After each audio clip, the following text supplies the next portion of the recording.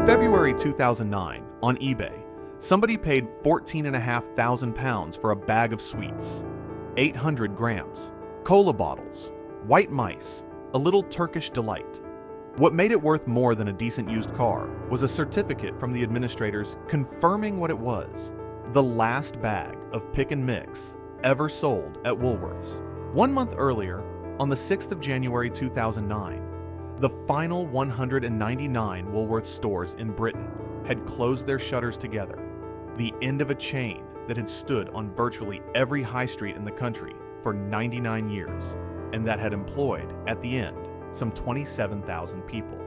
The chronicler of the company's own museum put the arithmetic in a single sentence. It took 99 years to build and 42 days to obliterate. The nation mourned the sweets. The newspapers were full of pick and mix and the nostalgia, and the bag that sold for £14,500. And in all of that coverage, almost nobody wrote a word about what may be the most important thing that shop ever did. Because for the better part of a century, Woolworths was the door through which British music walked into ordinary homes. It sold Britain its sixpenny sheet music, with a pianist behind the counter who would sing you the chorus. It sold records so cheap the charts refused to count them, which meant for a decade, some of Britain's best-selling records officially did not exist. And behind the record counter, on a wall, it sold the cheapest electric guitars in the country. The first guitar of half of British rock, hanging next to the sweets. But the real story of Woolworths is not the story of a shop that died.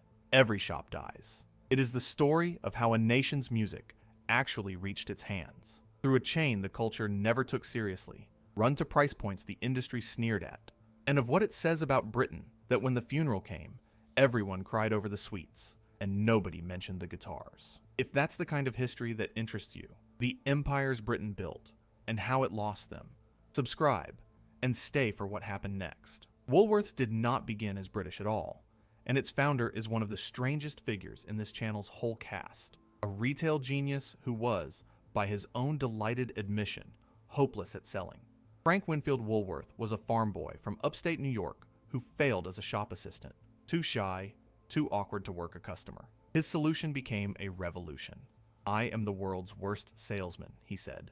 "Therefore, I must make it easy for people to buy.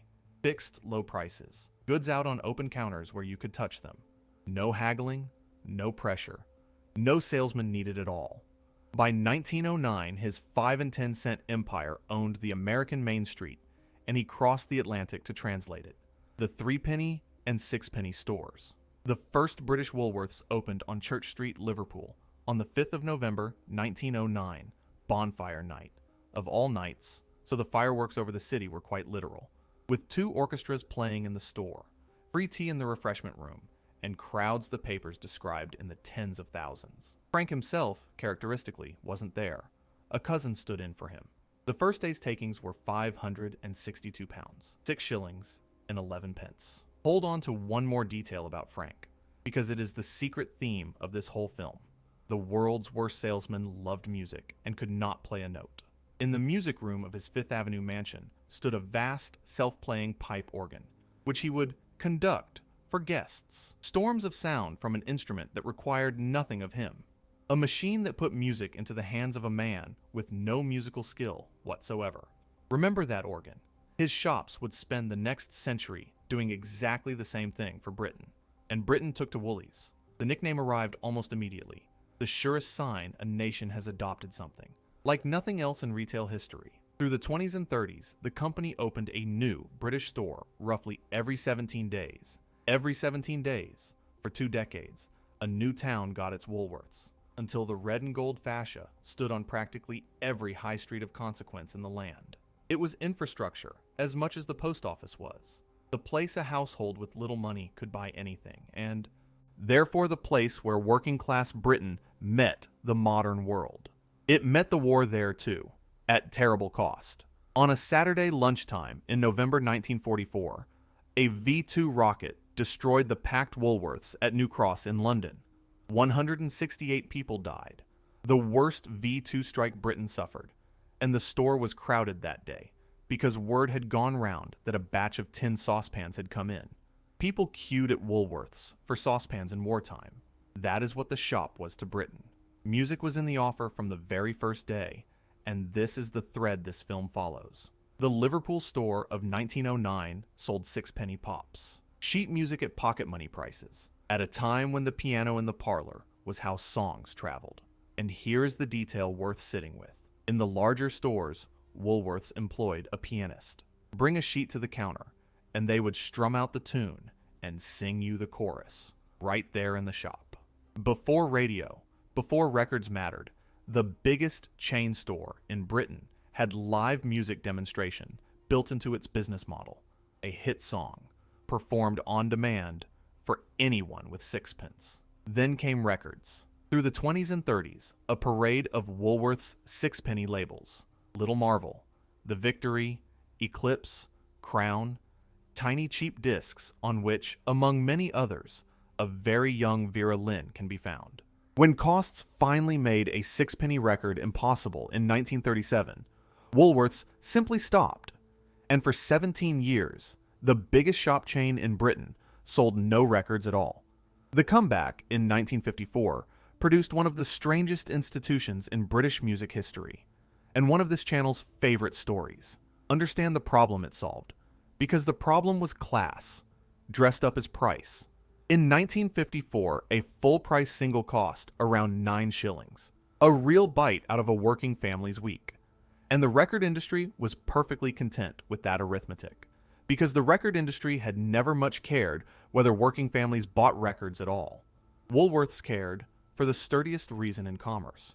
Those families were its entire customer base. Its answer was called Embassy Records, and it worked like this. In a converted ballroom at 73 New Bond Street, a studio owned by the Levy brothers recorded cover versions of the week's hits. 4 songs per 3-hour session, roughly half an hour a track. The songs were chosen on a Thursday with the Woolworths buyer. The finished records were in the stores by Monday, often on sale beside the originals they copied, at 4 shillings and sixpence, less than half the 9 shillings the major labels charged.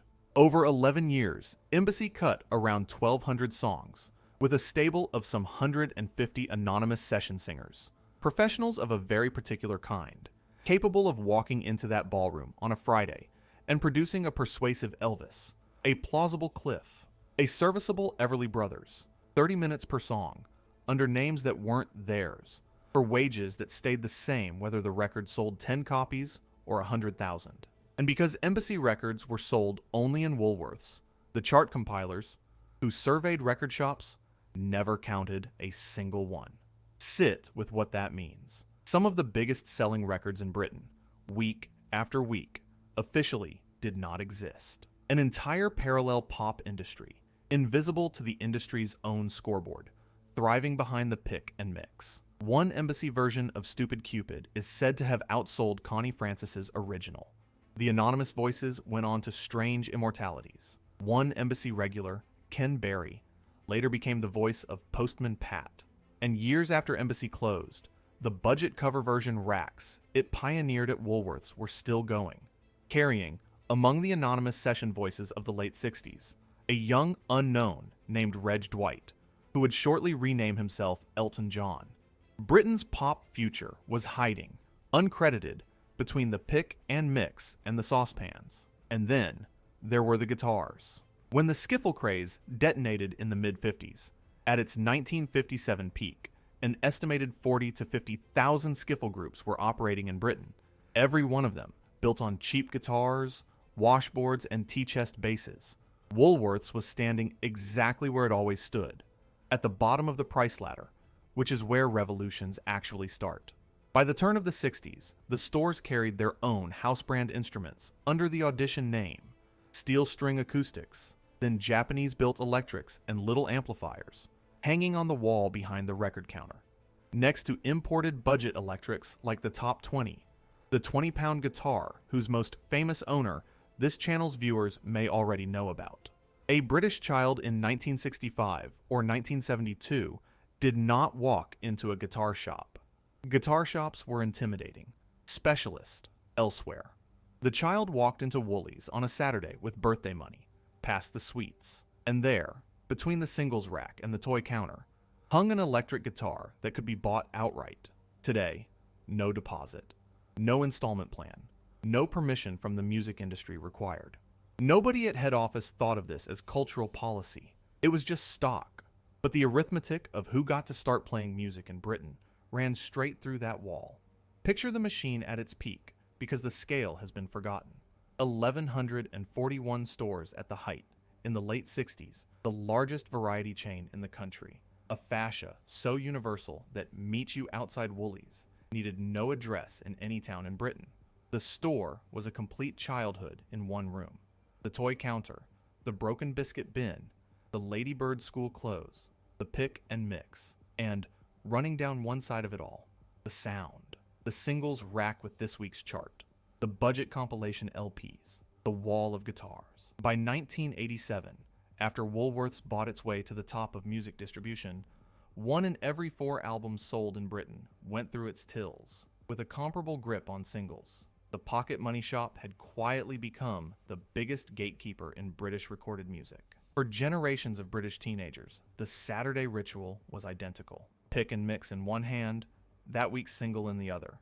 And the first record, the first guitar, the first everything came from the same fluorescent lit aisles. In 2008, its very last year of life, Woolworths sold more CDs, DVDs, and games than in any year of its history. Read that sentence twice. The customers never left. The music never stopped selling. Something else killed Woolies. So, who actually killed Woolworths? The easy answer is the internet. The honest answer is longer, less satisfying, and mostly wears a suit. Start in 1982, when the American parents sold the British business to a city consortium for £310 million. The new owners built a group called Kingfisher around it, and for 2 decades, Woolworths was the cash cow that funded everyone else's growth.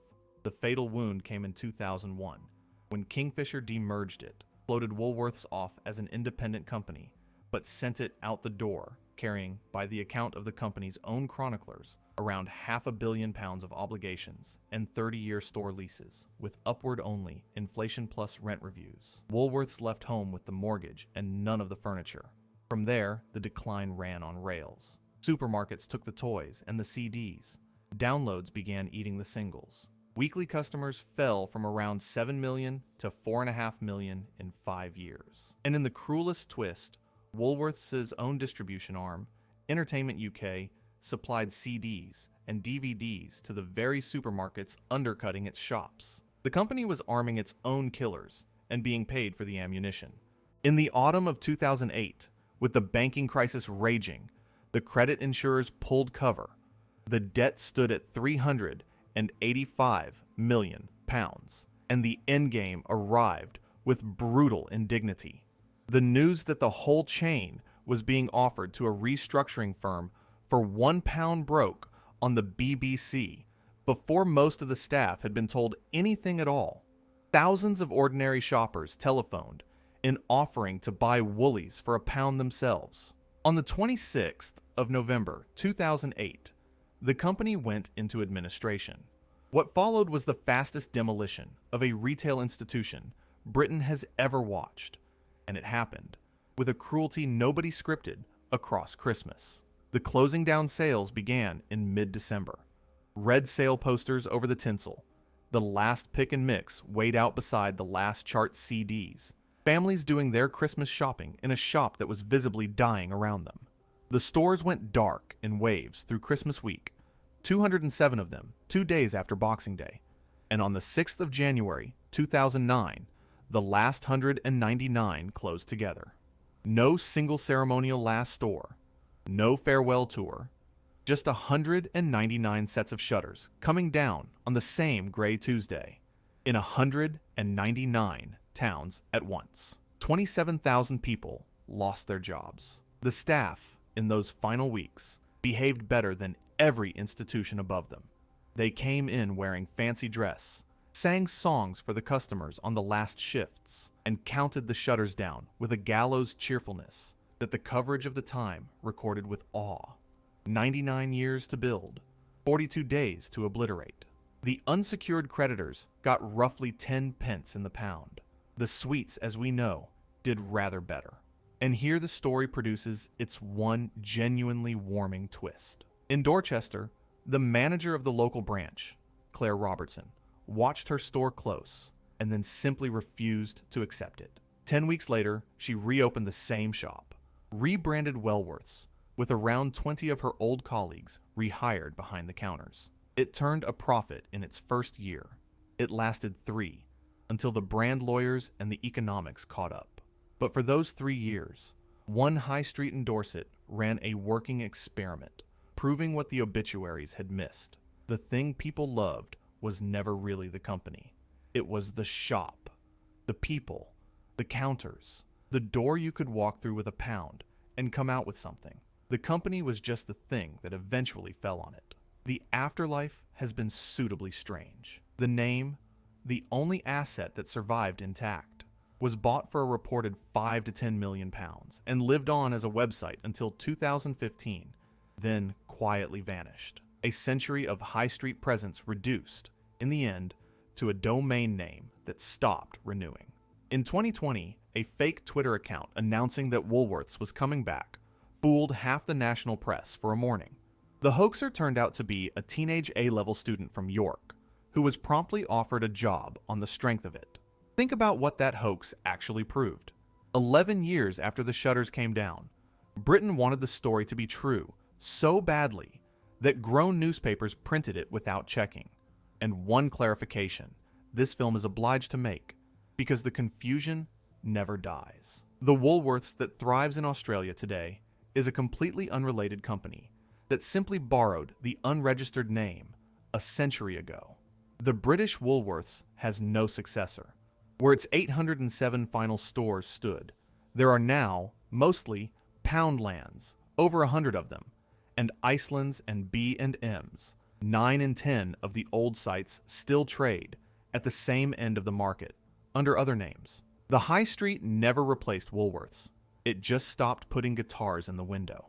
What does the story reveal about Britain?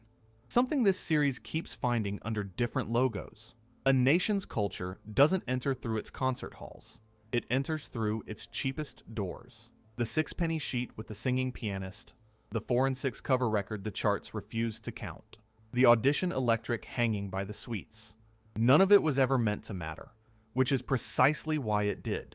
It was priced for the people who weren't supposed to have music yet. Woolworths democratized the start of things for almost a century, entirely by accident, while the institutions that did think of themselves as culture never noticed the competition. Then the door closed in 42 days, and Britain discovered it had never once said thank you, and mourned the sweets instead. Somewhere in Britain tonight, in a Poundland that used to be a Woolworths, somebody is standing more or less where the record counter was, and has no idea. And somewhere else, in an attic, there is a cheap red electric guitar with a worn audition badge, bought on a Saturday half a century ago by a child with birthday money, past the pick and mix, under the fluorescent lights. The first guitar, from the shop that sold Britain its firsts, and vanished before anyone thought to count what it had started. The empire fell. The sound remains. And if this is the kind of story you come back for, the doors Britain's music walked through, and the empires that held them open, the next one is the sweetest revenge in this whole series. The little British amplifier that did what no British guitar ever managed. It went to America and beat Fender at its own game. See you in the next video.